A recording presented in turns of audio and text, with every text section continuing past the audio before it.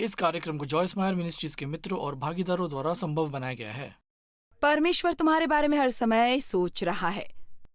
मैंने कहा परमेश्वर तुम्हारे बारे में हर समय सोच रहा है। और अंदाजा लगाइए तो क्या वो कुछ भी बुरा नहीं सोच रहा।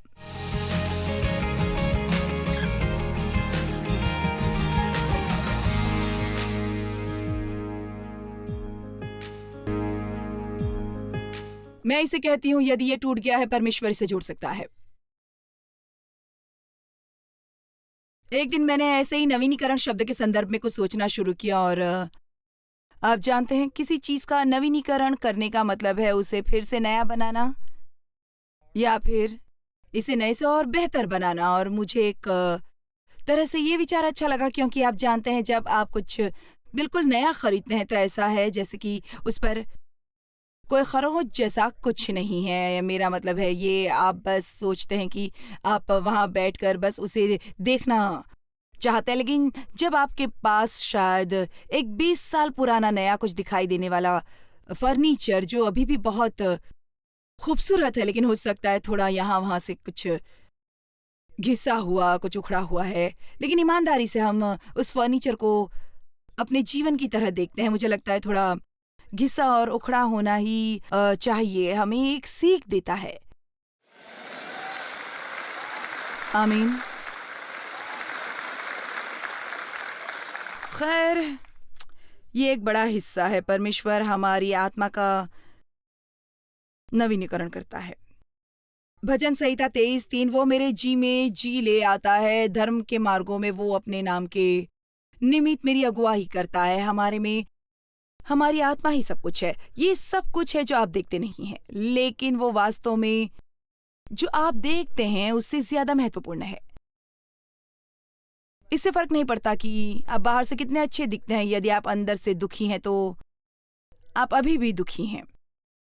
और जिस तरह से हम सोचते हैं कि हमारी आत्मा हमारे मन में शामिल है, अच्छा सोचते हैं कि आप अपना जीवन अच्छा बना सकते हैं और बुरा सोचने से एक जीवन बुरा बन सकता है। ये प्रवृत्ति है।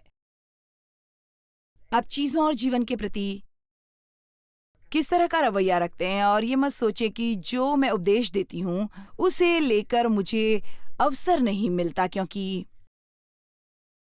हम यहाँ खड़े होकर इस चीज का प्रचार करते हैं तो एक क्षण के लिए भी ये मत सोचे कि हमें इसे जीने के मौके नहीं मिलते। हमें अंदर से मजबूत होने के लिए हमेशा प्रार्थना करने की जरूरत है। ये चर्च के लिए पौलुस की प्रार्थनाओं में से एक है।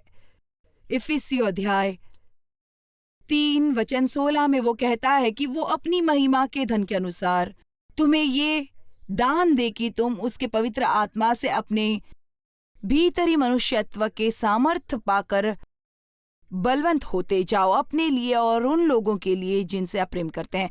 प्रतिदिन प्रार्थना करें कि वे अपने भीतर पवित्र आत्मा के सामर्थ्य से बलवंत हो। एक मनुष्य की मजबूत आत्मा उसे शारीरिक दर्द और परेशानी में बनाए रखेगी। यदि आप अंदर से मजबूत हैं तो ये आपको बाहर से आपके विरुद्ध आने वाली किसी भी चीज से बाहर निकालेगी।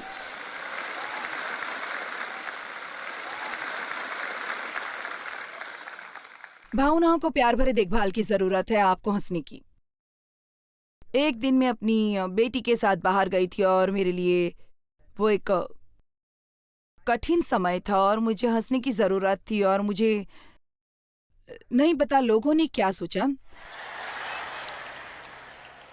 मेरा मतलब है मैं उस दुकान में थी जो होल फूड्स कहलाता था, वास्तव में रेंग रही थी और मैं बहुत जोर से हंस रही थी। मेरा मतलब है तब सब कुछ अजीब लग रहा था क्योंकि वो अजीब ही था। मैं हंस रही थी क्योंकि मुझे हंसना था। क्या क्या होगा यदि उन्हें पता होगा कि आप कौन है? मेरी बेटी ने कहा और मैंने कहा कि खैर हो सकता है वो बस सोचे मैं खुश हूं।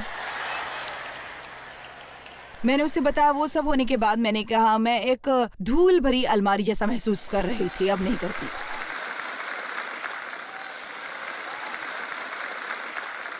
दुनिया में हमारे आसपास ज्यादा कुछ भी मजाकिया चीजें नहीं है तो हमें कुछ बनाना चाहिए। इसलिए मैं आपको शुरुआत से ये करने के लिए केवल एक सुझाव दे रही हूं, और जब मैं ये कहती हूं तो मैं मजाक नहीं कर रही हूं। ज्यादा मुस्कुराएं, बस मुस्कुराएं। जब आप अपने आप में हैं तो मुस्कुराएं। मैं सच कह रही हूँ, मैं कभी भी ऐसा कर सकती हूँ, मैं कभी भी कर सकती हूँ, और ये मुझे बेहतर महसूस कराता है। तो आगे बढ़ो, इसे आजमा कर देखो, अपनी आंखें बंद करो और बस मुस्कुराओ। आप महसूस कर रहे हैं कि नहीं? और मैंने पाया कि जब मैं ऐसा करती हूँ तो मुझे जैसे महसूस होता है जैसे मैं यहाँ बस एक तरह से मुक्त हो चुकी हूँ, यहाँ से मुक्त हो चुकी हूँ। ये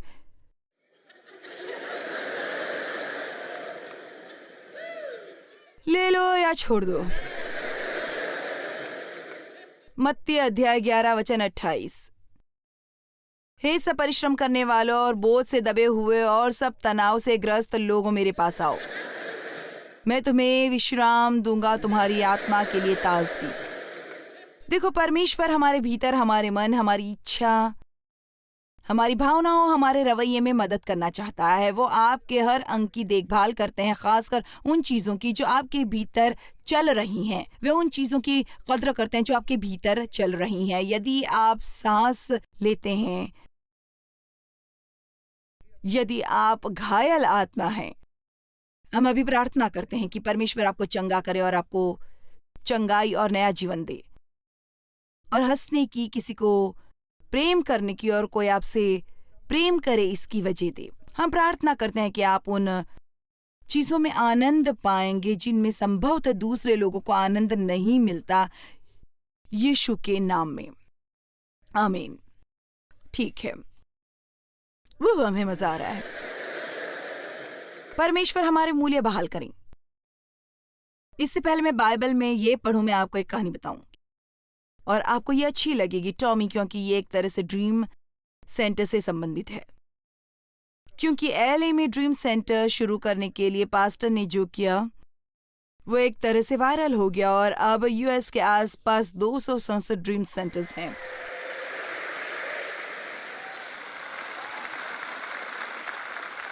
और उनमें से एक हमारे सेंट लुइस में है, और मुझे लगता है इसे बनाने वाले शायद हम पहले में से एक होंगे जिसने ये किया है।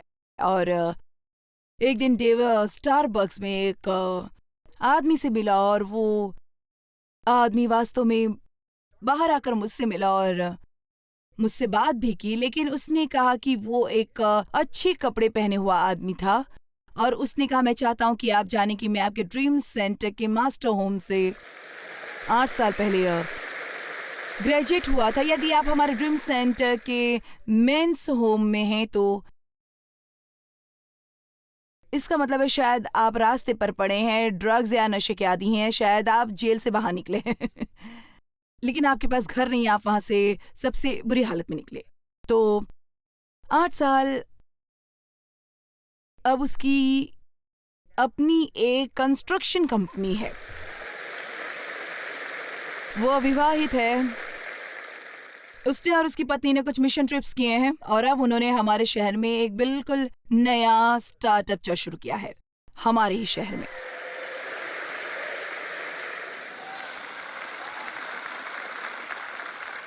तो आप देखें कि पास्टर टॉमी ये सब जारी है, इस पर नजर डालें कि आपने क्या शुरू किया था। देखो, आपको कभी पता नहीं होता, जब आप परमेश्वर की आज्ञा मानने के लिए एक सकारात्मक कदम उठाते हैं, आपको पता नहीं होता ये कैसी लहर हो सकती है, यह अद्भुत हो सकती है। लेकिन मैं इसे यहाँ क्यों बताना चाहती हूँ, क्योंकि इसका एक कारण है कि जिसके बारे में अब मैं बोलने जा रही हूँ, कि परमेश्वर आपको महत्व को बहाल करना चाहते हैं। और इसलिए मैं नहीं जानती, अगर डेव ने उससे पूछा कि किसने उसकी सबसे ज्यादा मदद की, या फिर उसने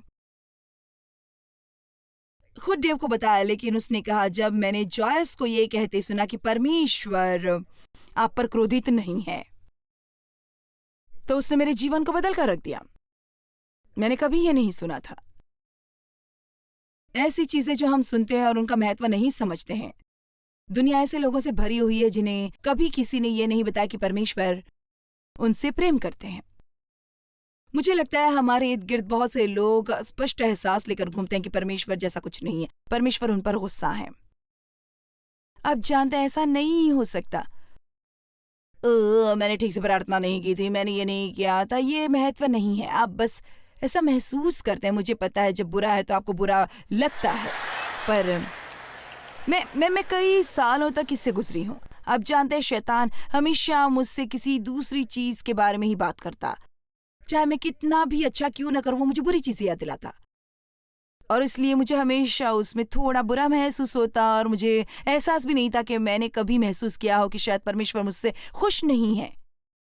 लेकिन देखो, ये हम पर खुश नहीं है क्योंकि हम सब कुछ सही कर रहे हैं, वो हमसे खुश हैं क्योंकि हम उसके पुत्र यीशु मसीह में विश्वास करते हैं।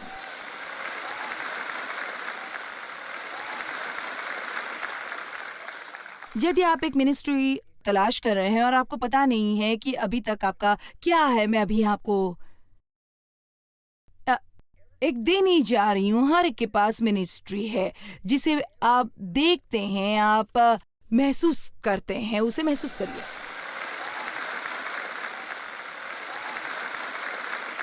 किसी को मुस्कुराकर देखना उसे अहमन बनाता है, गुड मॉर्निंग कहना उन्हें महसूस कराता है, उनका नाम याद रखना उन्हें महसूस कराता है। मैं इसमें बहुत अच्छी नहीं हूँ, लेकिन मैं आपको बता दूं, पास्टर माइक वो सबके नाम जानते हैं। हमारे यहाँ जो भी काम करता है, पूरी इमारत में जितने भी लोग हैं, वो बस उनसे वास्तव में अच्छे से पेश आते हैं। मुझे कहना बुरा लगता है, लेकिन मेरे पास सबके नामों की लिस्ट भी नहीं है, लेकिन लोग के नाम याद रखने की कोशिश करना अच्छा है क्योंकि ये उन्हें महत्वपूर्ण महसूस कराता है। मैंने ये सुना है और मुझे लगता है ये सच है। हो सकता है लोग हमेशा ये याद न रखें जो आपने उनसे कहा है, लेकिन आपने उन्हें कैसा महसूस कराया, ये वो हमेशा याद रखेंगे अपने जीवन में। क्या ये अच्छा नहीं है? तो जरा सोचो, अब आप पूर्णकालीन मिनिस्ट्री में हैं। आप जहां भी जाते हैं, आपको किसी को अहम महसूस कराना है और आपको सच जानना चाहिए। मुझे लगता है कि इस तरह की मिनिस्ट्रीज से कई तरह से ज्यादा महत्वपूर्ण है। मेरा मतलब है, हाँ, उपदेश और सिखाना और आराधना सब चीजें महत्वपूर्ण हैं, लेकिन मैं आपको बता दूं, जहाँ लोग रहते हैं, जहाँ बाहर सड़कों पर वे चोट पहुंचाते हैं, वही उनमें से ज्यादातर हैं वे आज रात यहाँ नहीं है, वे बाहर कहीं हैं और आप कल उनमें से किसी को मिल सकते हैं। आप उन्हें अच्छा महसूस करवाइए। क्या करेंगे आप उसके लिए? मेरे लिए यह करने के लिए धन्यवाद। मैं आपके काम की सराहना करती हूँ, यदि वो थोड़ी सुस्त है तो भी।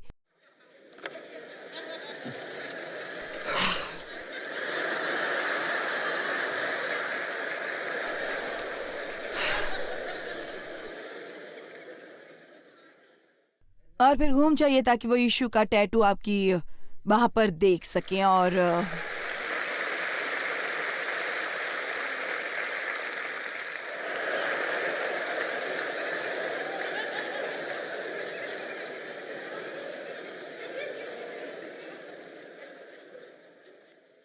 यदि कोई अपने आप के लिए आज रात बेहतर महसूस कराना चाहता है तो सुने यशायाह 43:4, क्योंकि मेरी दृष्टि में तू अनमोल है। हम अक्सर छोटे बच्चों से कहते हैं कि तुम अनमोल हो, तुम बहुत ही अनमोल हो, लेकिन आज रात परमेश्वरी आपसे कह रहे तू बहुत ही अनमोल है, इसलिए तू प्रतिष्ठित है और मैं तुझे से प्रेम रखता हूं, मैं तुझसे प्रेम करता हूं। परमेश्वर आपसे प्रेम करते हैं। आप अपनी तरह के एक हैं। परमेश्वर के साथ कोई प्रतिरूप नहीं है, कोई दुर्घटना नहीं। उसने अपने हाथों से समझबूझ से आपको आपकी माता के गर्भ में रचा है। भजन संहिता 139 वचन 13 से 18 पर नजर डालने जा रहे हैं हम, क्योंकि वे इतने अच्छे हैं। मेरे मन का स्वामी तो तू है, तूने मुझे माता के गर्भ में रचा। मैं तेरा धन्यवाद करूंगा, इसलिए कि मैं भयानक और अद्भुत रीति से रचा गया हूं। तेरे काम को आश्चर्य के हैं और मैं इसे भली भांति जानता हूं। जब मैं गुप्त में बनाया जाता, जैसे कि बहुत से रंगों से कढ़ाई की हो और पृथ्वी के नीचे स्थानों रचा जाता था, तब मेरी हड्डियां तुझसे छिपी न थी। तेरी आंखों ने मेरे बेडोल तत्व को देखा और मेरे सब अंग जो दिन दिन बनते जाते थे वे रचे जाने से पहले तेरी पुस्तक में लिखे हुए थे। अब ये सुनो, और तेरी पुस्तक में लिखे थे वे दिन जो मेरे लिए निर्धारित थे, जबकि अभी तक उसमें से एक भी आकार भी नहीं ले पाया था। इससे पहले कि तुम अभी पैदा नहीं हुए थे, आपके जीवन का हर दिन परमेश्वर की पुस्तक में पहले से ही दर्ज था। और ये वचन 17 और 18 अद्भुत है, और मेरे लिए तो यह है, ईश्वर तेरे विचार की ही बहुमूल्य है।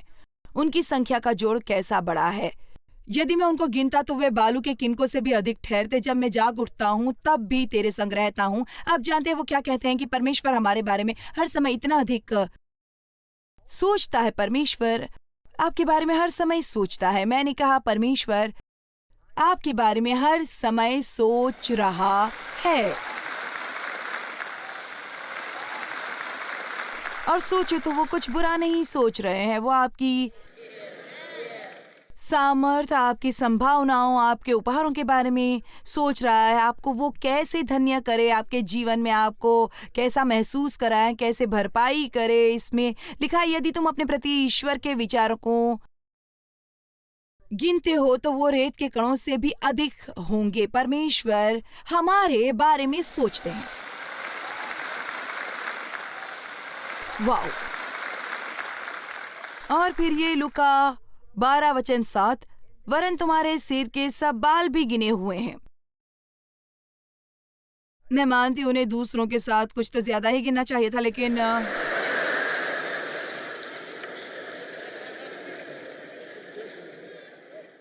अब मैं अपने बच्चों से ज्यादा प्यार करती हूँ, लेकिन मैं उनके बाल नहीं गिनती। भजन संहिता 56 वचन 8 में लिखा है, वो हमारे आंसुओं को एक कुप्पी में रखता है और हमारे दुखों को दर्ज करता है। यदि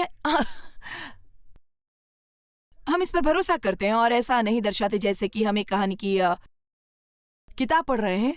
परमेश्वर हमारे साथ कैसा रिश्ता चाहते हैं। मेरे खुदा, वो कहता है तुम अनमोल हो।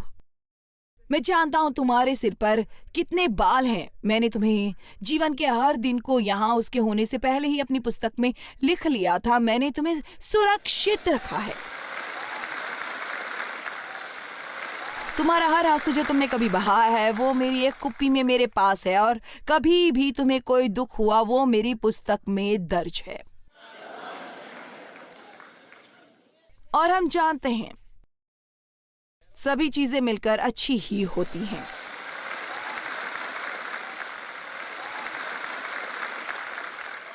पिता, आज रात यहाँ जो भी हो सकते हैं जिन्हें अपनी अहमियत की बहाल करने की जरूरत है, मैं प्रार्थना करती हूँ उनके लिए आप अभी यही करेंगे। उनकी असल में सहायता करें। जो मैं कह रही हूँ वो सुने उनके लिए, क्योंकि इसमें चंगाई की शक्ति है यीशु के नाम में। आमीन। अब मैं इनमें से कुछ को जल्दी ही पूरा करती हूँ। अंत तक जाना चाहती हूँ, जो सामान्यतः मैं करती नहीं हूँ, लेकिन मैं चाहती हूँ, इसलिए हम कोशिश करते हैं। परमेश्वर हमारा आत्मविश्वास बहाल करे। बाइबल में इफिसियों वचन 3:3 में लिखा है, और मसीह यीशु पर घमंड करते हैं, शरीर पर भरोसा नहीं करते। फिलिपियों 4 वचन 13 में लिखा है, जो मुझे सामर्थ देता है उसमें मैं सब कुछ कर सकता हूं।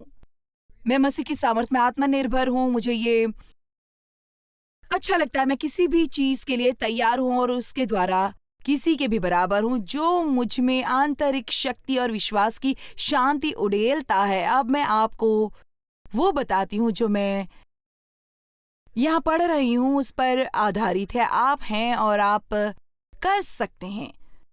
यूहन्ना की पहली पत्री अध्याय 5 वचन 14, और हमें उसके सामने जो हिया होता है वो ये है कि यदि हम उसकी इच्छा के अनुसार कुछ मांगते हैं तो वो हमारी सुनता है। शायद हमें बस ज्यादा प्रार्थना करनी चाहिए।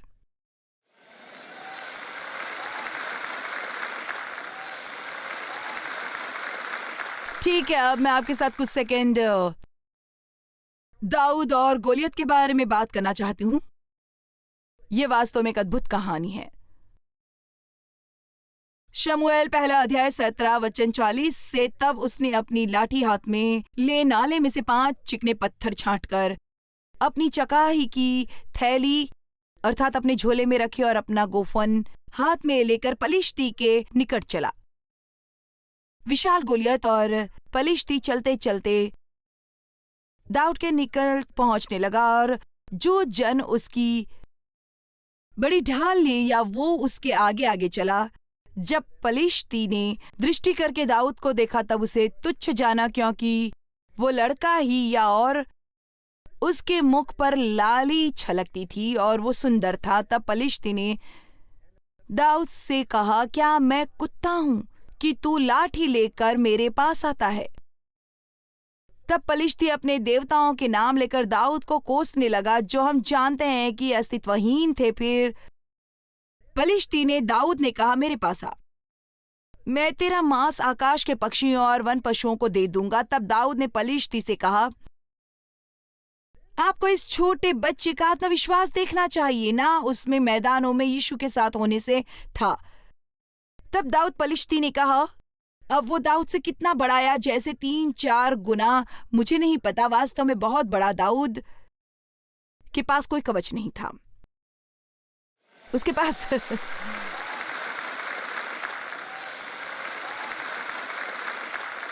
तलवार नहीं थी, उसके पास भाला नहीं था, उसके पास एक गोफन और 5 चिकने पत्थर और परमेश्वर था। और दाऊद ने पलिश्ती से कहा, तू तो तलवार और भाला और सांग लिए हुए मेरे पास आता है, परंतु मैं सेनाओं के यहोवा के नाम से तेरे पास आता हूँ, जो इजरायली सेना का परमेश्वर है, और उसी को तूने ललकारा है। और आज के दिन यहोवा तुझको मेरे हाथ में कर देगा, और मैं तुझको मारूंगा और तेरा सिर तेरे धड़ से अलग करूंगा। और मैं आज के दिन पलिश्ती सेना की लोथे आकाश के पक्षियों और पृथ्वी के जीव जंतुओं को दे दूंगा। दाऊद ने ऐसा क्यों कर कहा? वो साबित करने की कोशिश नहीं कर रहा था कि वो एक महत्वपूर्ण व्यक्ति था। वो परमेश्वर की प्रतिष्ठा के लिए खड़ा था। वो कह रहा था कि पलिश्ती इन सब झूठे देवताओं को पुकार रहा है और इस सेना में कोई भी इस आदमी से लड़ने वाला नहीं है। खैर, मैं करूंगा, क्योंकि वो बाहर मैदानों में परमेश्वर के साथ काफी समय से था और वो जानता था कि उसका विश्वास परमेश्वर में था। और वैसे भी आप जानते हैं क्या हुआ था, उन्होंने ये कर दिया।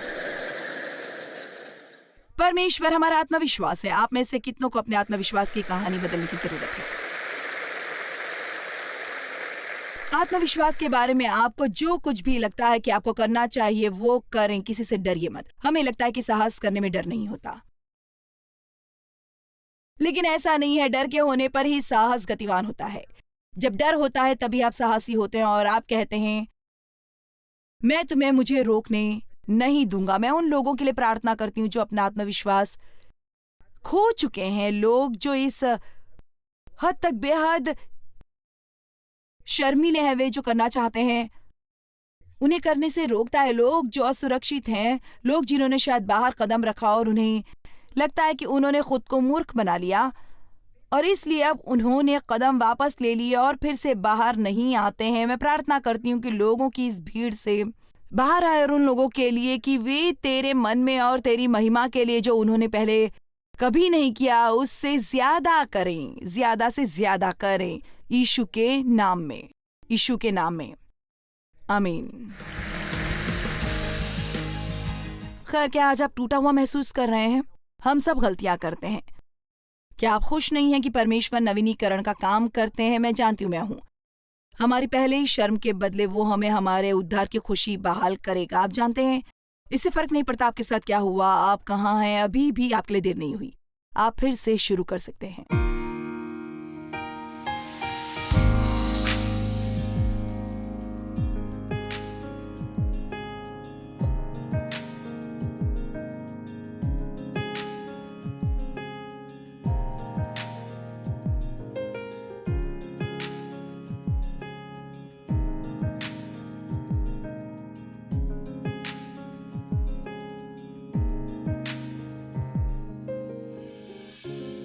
इस कार्यक्रम को जॉयस मायर मिनिस्ट्रीज के मित्रों और भागीदारों द्वारा संभव बनाया गया है।